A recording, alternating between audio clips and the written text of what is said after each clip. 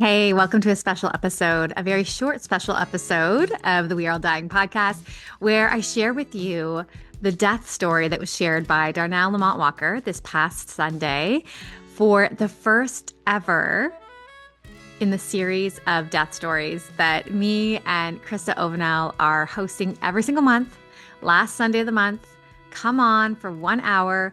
Nothing is recorded except for the guest speaker's story so that we can share it with others so they can hear death stories.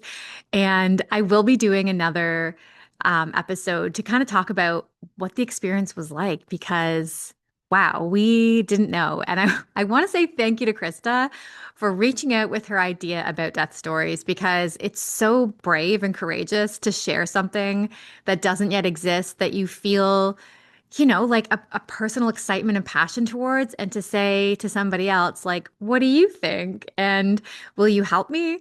And of course, I would help her. And I just feel so fortunate to be brought into the mix on this. And yeah, Sunday was amazing. And I'm so excited for you to hear Darnell's story. Check out his book, follow him on Instagram, and you will be changed. I just know it. I know it, whether or not you are in the world of death work or not. These are human stories and human experiences, and that's what this is all about. So, enough talking from me. Here is Darnell's death story. I've been in this work unofficially for a very long time.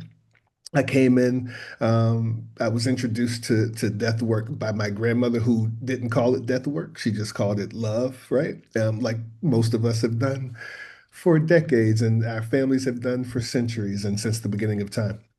But when I just grew up watching her do this over and over for family and for friends. And when I was 12, I had a cousin who I didn't really know. I only knew him through stories. His name was Delancey, and he had lived in Kentucky, and I'm from Virginia. And he wanted to come home to die. And this is 1994, the height of the AIDS epidemic, and at a time when families just didn't want to be around. They were very ignorant to what this disease was, how it spreads. No one wanted to read up about it. And coming from a large family, it was strange to me at 12 to hear people say, you know, well, you can't come here. But my grandmother said, you come to my house, I'll take care of you. And I was always at my grandmother's house. And so um, basically, it was me and her just helping take care of him. We fed him. And for me at 12, that was me sharing stories about what it's like to be in seventh grade, or asking questions about what's Kentucky like, what video games I want to play, showing him how to use this word processor to tell stories, and not realizing how impactful that would be on the work that I would end up doing. But it continued in that manner for multiple people after that. Um, and it goes into, having those conversations with him, but also with my grandmother of, well, when your time comes, how do you want to die? What does it mean? Um, she was diabetic. Um, she had a few health issues, but for the most part, took great care of herself. But we talked about what the thresholds were. If this happens to me, I don't want to be here. If food no longer tastes the same, I don't want to be here. If I can't take care of family the way I want to take care of my family, I don't want to be here. And so as the years went by, I mean, she was my favorite person. When she ended up in hospice, I was able to come home and be there every day for her. And I remember being there for 2 weeks. 2 weeks had gone by. She had become unresponsive.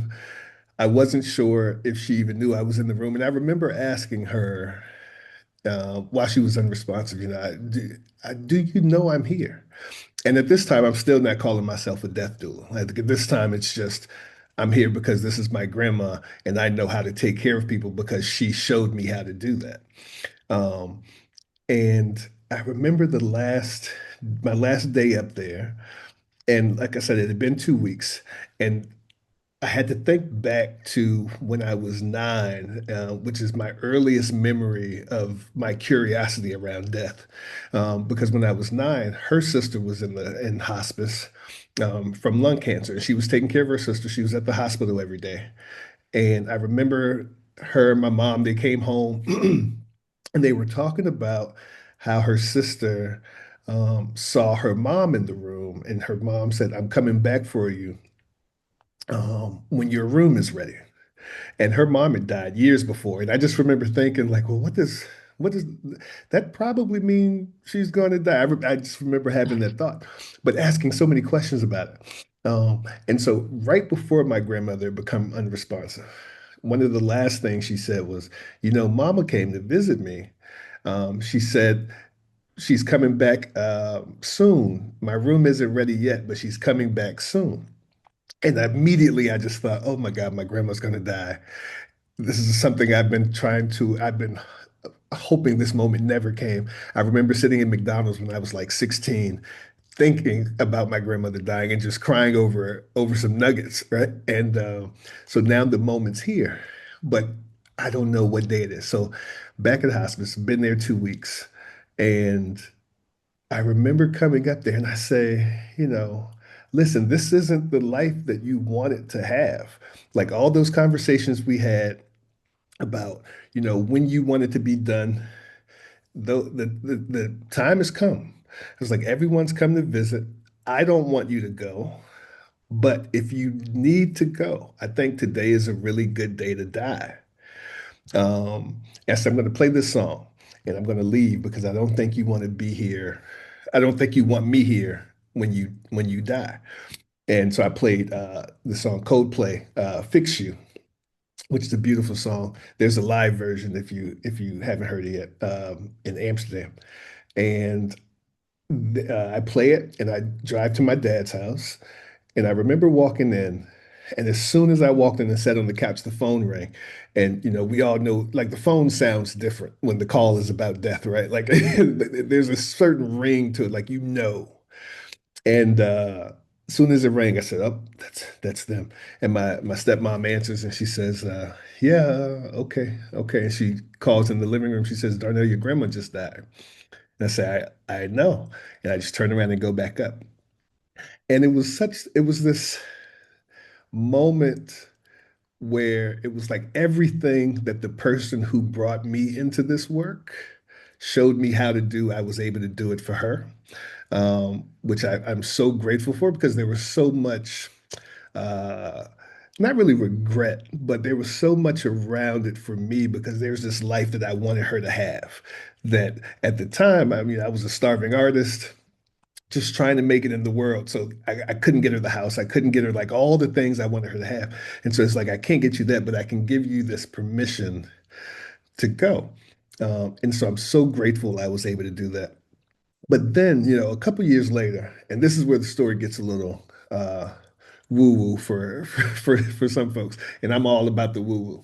And so a couple years later, um, my grandma died in 2011. This is 2015. Um, and I was in an ayahuasca ceremony. And one of my intentions, uh, actually, it wasn't even an intention. I was laying there and I hadn't thought of the cousin I mentioned who came home to die. I hadn't thought about him in over a decade, I'm sure. And at this one moment, he just comes to me in ceremony and he says, I never got the chance to thank you for being one of the only two people I felt loved me in the end. And it was just this moment of, oh my gosh. And but then there was this other moment where my grandmother came and I'm watching this slideshow of her friends sitting in this chair in her hospice room. And I'm wondering why I'm looking at her friends. And then I see me sitting in the chair. And I'm like, why am I looking at myself? And I realized that I was my grandmother. And she says, no, this is everyone who came to visit. And this is you when you asked me if I knew you were there in the room. She's like, I knew you were there. And she's like, thank you for giving me that permission to go. And it was just such a beautiful moment. And I get to carry that. with me. And a big part of it is, I got into this work because I didn't want people to be alone.